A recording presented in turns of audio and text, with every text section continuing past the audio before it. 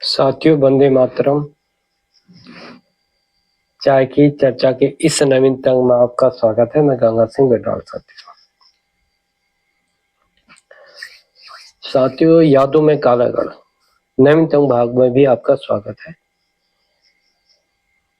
साथियों, कुछ बातें ऐसी होती हैं जो आदमी जीवन भर याद रखता है, जैसे कि यादों में कालागढ़ हमने आपको बताया था। और ये जीवन भर, क्योंकि जो घटनाएं, जो समय हमारे साथ गुजरा है, जिसका हमने उपभोग किया है, वो भूलने योग्य नहीं है। उस समय ये अब लगता है कि ऐसी जगह हम रहते थे जहां पर धरती में स्वर्ग कहा जाता है। वास्तव में वहां प्यार भी था, इंसानियत भी थी, मानवता भी थी, सभी कुछ तो था कालागढ़ के अंदर। अब तो कालागढ़ खंडर हो चुका है। अब कुछ रहा नहीं कि कॉलोनी डिस्टर्ब हो गई है। और उसकी भी बात करेंगे हम लोग, क्यों हुई, किन कारणों से हुई है, कौन उसका खलनायक रहा, कौन उसका हीरो रहा, जो भी है। लेकिन इसी के परिप्रेक्ष्य में आज कुछ बात ये करना चाहूंगा कि साथियों, जब हम छोटे थे तो हम लोग के कुछ हीरो टाइप के रहते थे, क्योंकि हम लोगों को इतनी समझ नहीं, हम बच्चे थे। उस समय का बचपन भी दूसरा ढंग का था, मैंने आपको बताया। तो साथियों, रामलीला, हम जब छोटे थे रामलीला होती थी, जो और कलाकार करते थे बड़े वाले, उसमें हम काफी छोटे थे। 1 महीने पहले से हम लोग तैयारी करते थे कि भाई पोल गढ़ गए। पूरा ग्रुप स्कूल का हमारे आता था और बस रामलीला की बातें करते थे। स्कूल का काम निपटाया, भैया फील्ड में देखने चले जाते दौड़ के। तो फिर जब उसके बाद में 1 महीने पहले पोल करते थे, बहुत बड़ी रामलीला होती थी, क्योंकि जो 12 सैनिक कॉलोनी कालागढ़ से घिरी हुई थी, वहां के लोग भी ट्रैक्टर और ट्राली से आते थे देखने के लिए। मैंने बताया कि एक जमाना ऐसा था कि 2-2, 3-3 रामलीला होती थी। ओल्ड कॉलोनी में अलग होती थी, पुरानी कॉलोनी में, वरकचांद में भी जहाँ हम लोग रहते थे वहां भी 2-2 रामलीला हुई, हमने देखा है साथ। इतनी भीड़ होती थी और सुबह तक हम सोचते थे ये साला खत्म ही ना हो, चलते रहे। तो उस समय हमारे हीरो थे, हम छोटे थे तो फिल्में, जो फिल्मी गाने होते थे किशोर के और रफी के, तो लेकिन बाद में उन लोगों का जीवन बाद का कैसे गुजरा, क्या गुजरा, ये तो नहीं कह सकते। लेकिन उस समय के हमारे वो हीरो थे। एक का नाम मुझे याद आ रहा, जगदीश प्रसाद शर्मा। जगदीप भाई इतनी टॉप का गाना गाते थे, उनकी आवाज में इतना दम था। जब हम घर में भी किताब उताब पढ़ते थे, घर वाले तो भेजते नहीं थे, रामलीला देखने में बड़ी मुश्किल से भेजा करते थे साथियों। तो हम लोग बहाना बना के जब कभी हो तो ऐसा दौड़ लगाते थे। अरे वो गाना क्या है, एक गाना बहुत गाते थे वो, कि मेरे अजीज मित्रों ने मेरे फरमाइश करके, एक तो क्या था, घोड़ा गाड़ी, कौन सा गाना था। तो मतलब बहुत अच्छे अच्छे गाने गाते थे, किशोर दा के गाने थे, और हमें बहुत अच्छा लगता था। हम उनकी आवाज सुनने के लिए वहां जाते थे। ऐसा लगता था ये सच्चे में हीरो है। कोई फुटबॉल खेलते थे वो, हमको देखने आते थे। मतलब एक तरह से हमारे बचपन के वो एक तरह से हीरो थे।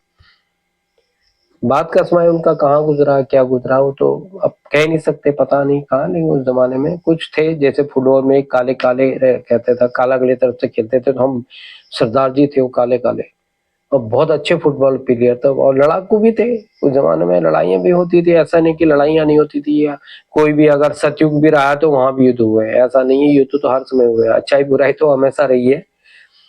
समय के पहलुओं, वक्त के दोनों पहलू होते हैं, हर युग में रहे हैं। अगर सच्चा है तो झूठा होगा, तभी सत्य का महत्व है। रात है तो दिन है, झूठ है तो सच है। तो इसी प्रकार से अच्छे हैं तो बुरे हैं, ये तो हमेशा जीवन पर्यंत चलता रहेगा। ये प्रकृति का एक रूल है, नियम है। लेकिन अच्छाइयाँ बहुत ज्यादा थी, क्योंकि हमने अपने सामने देखा है कि जो कलाकारों की भी बड़ी इज्जत उसमें हुआ करती थी। क्योंकि जब बाद में हम लोग मतलब जाते थे रामलीला में, जो लक्ष्मण का रोल, एक नाम मुझे इसमें मेरे जहन में नहीं आ रहा है, वो लक्ष्मण का रोल करते थे, बहुत जबरदस्त रोल करते थे। एक श्रीवास्तव जी थे, रावण का रोल करते थे। उनके डायलॉग बोलने की क्षमता ही अलग थी। एक राम प्रसाद निषाद थे, उनका उनका रोल के बराबर मुझे रामलीला जो रामायण हुई है, उस रामायण में भी जो मेघनाथ का रोल है, मुझे इतना भाया नहीं जितना वो करते थे। आप खुद सोचिए,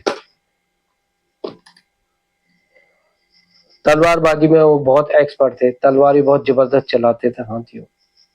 तो ये कुछ हमारे बचपन के मतलब एक तरह से हीरो टाइप के लोग थे। बाद में हमने भी अनुसरण इनका किया।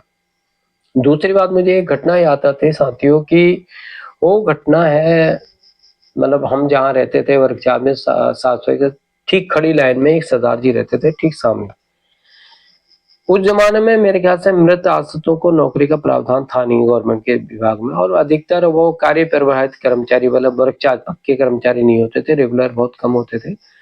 तो मुझे लगता है शायद या तो कार्य प्रभावित रहे होंगे या वर्ग 4 में रहे होंगे, क्योंकि उनकी फैमिली छोड़ के फिर चली गई थी, तो उनके साथ कोई घटना हुई थी। मतलब सरदार जी थे। आप ये लगाइए पूरी वर्ग 4 कॉलोनी में हजारों के हजारों लोग उनके घर पे चले गए थे, जब कोई ये तो उसको दिखाना, उन सरदार जी को दिखाने के लिए लेके गए। किसी ने उनके घर में, मतलब का तो फोन तो होते नहीं थे, बड़ी कोई गया होगा या कोई आया होगा तब गए, तो आप लगाइए कितना, लेकिन बाकी उनका ट्रीटमेंट कराना, क्या हुआ क्या नहीं, पूरी कॉलोनी इकट्ठी, हर कोई उनके लिए तैयार कि भाई इनको वहां ले जाओ, इनके ऐसा करो वैसा हो, जो भी ट्रीटमेंट हुआ, लेकिन वो बच नहीं पाए, उनके घर वाले आए नहीं उसमें। तो पूरी कॉलोनी के लोगों ने ही उनका जो भी क्रियाक्रम के लिए, और जो है इतनी अच्छी, मतलब जो भी अंतिम संस्कार या अंतिम यात्रा के लिए उनके लिए किया। तो जब उनके परिवार के लोग आए, वो भौचक के रह गए, मतलब लास्ट मोमेंट पे आ गए थे वो, तो वो भौचक के रह गए कि ऐसा ऐसा कहाँ दुनिया में जमाने में है, ये तो पूरी साली ऐसा सैलाब है, लोगों का इतना प्यार मोहब्बत है। तो मुझे वो घटना याद है, क्योंकि उनके जब परिवार के लोग आए थे, वो बच्चे रोते हुए जा रहे थे, तो हम तो बच्चे थे, हम देख रहे थे, लेकिन सभी लोग, हमारी माताएं और पड़ोस के लोग आपस में गले लग के रो रहे हैं, कि मतलब जैसे कि बिछड़ जाते हैं, तो फिर वही बात है, जब बिछड़ जाते हैं तो उसमें तो संचार कुछ था ही नहीं, तो फिर कभी मुलाकात उनके फैमिली से हो ही नहीं पाई।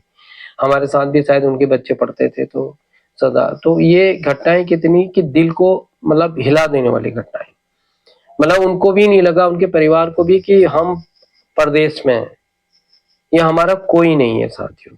तो ऐसी घटनाएं, ऐसे लोग कहाँ मिलेंगे, आप बताइए मेरे को, आप किस, कहाँ पर आज की डेट पे आप देखते हैं, आप जहां भी रहते हैं, आपका पड़ोसी भी आपको मतलब नहीं रखता, जिसका मतलब होता है सिर्फ मतलब से मतलब, और कोई कुछ नहीं।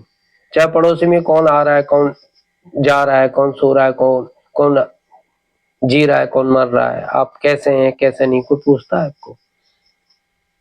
तो फिर तो कैसे ने कालागढ़ की याद आए, सोचिए साथियों। हमने तो बचपन और जवानी भी लगभग वहां बिताई है, आधी जवानी क्या, मतलब लगभग काफी समय रहे हैं हम लोग।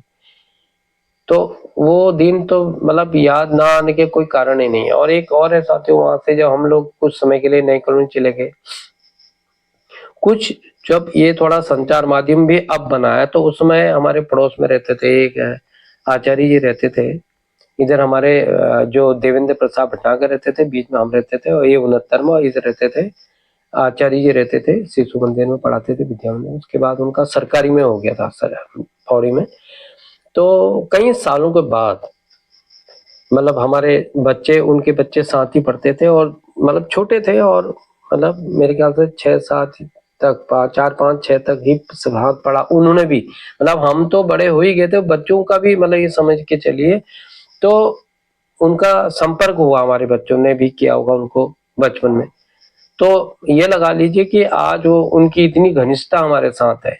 उनके अभी लड़के की शादी में, फिर दूसरे की शादी में, फिर लड़की की शादी में, पूरा सब परिवार वो भी हमारे घर आते हैं।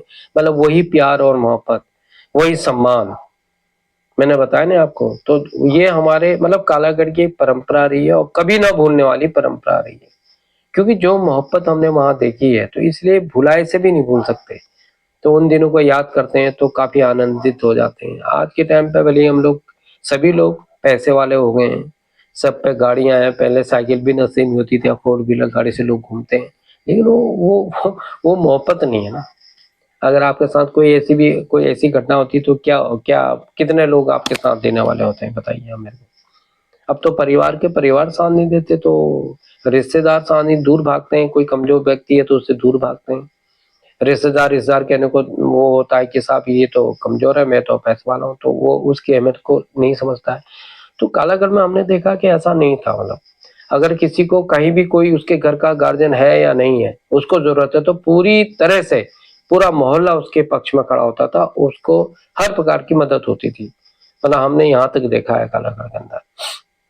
इसलिए यादें आती हैं। और हमारे बचपन की, जो हम तो चलो जवान हो गए, बच्चे तक नहीं बोलते हैं, तो उनकी भी दोस्ती याद बरकरार है, क्योंकि आप संचार माध्यम किसी तरह से, मैंने बताया आपको पिछले वीडियो में, कि जो हमारे अनिल राव हैं, अगर वो ना मिलता होता तो ये बलराम से मुलाकात नहीं होती। एक जोशी जी थे, अगले एपिसोड में बताऊंगा। नरेंद्र जोशी जी थे, पिक्चर हॉल के पास रहते थे, उनकी भी आपको अगले एपिसोड में बताऊंगा, क्योंकि अब समय काफी हुआ है।